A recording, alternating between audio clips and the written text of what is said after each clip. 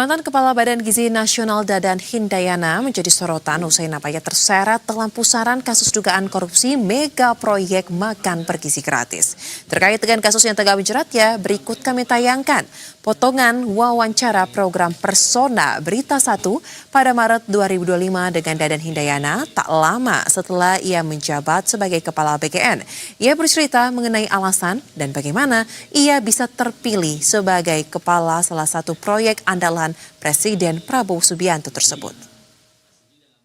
Saat itu sebetulnya beliau masih Menteri Pertahanan dan ada program food estate. Dan saya hadir di Kementerian Pertahanan sebagai ahli pertanian, kan?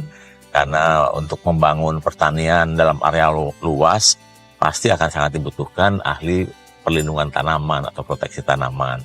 Karena salah satu kendala dalam mempertahankan produksi pertanaman kan bagaimana agar pertanaman tersebut terhindar dari serangan hama dan penyakit. Nah, ketika masuk di era Pilpres, Pak Prabowo meminta Pak Rahmat Pambudi menjadi ketua tim pakar untuk menyeleksi siapa saja yang bisa membantu beliau di dalam menyusun visi misi, dan kemudian akhirnya saya menjadi salah satu orang dari 6 yang menjadi anggota tim pakar untuk menyusun visi misi. Jadi tim pakar itu hanya 6.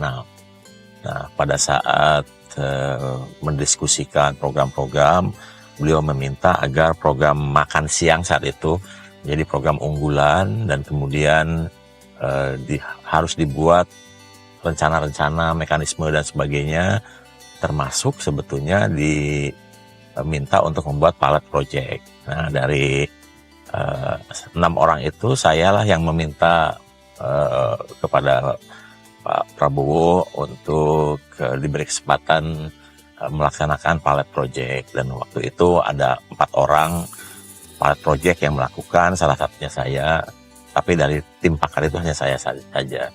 Dan kemudian dari pilot project yang dilaksanakan, kemudian keluarlah ide-ide yang lebih operasional terkait makan bergizi, termasuk membuat satu badan khusus yang menangani pemenuhan gizi ini.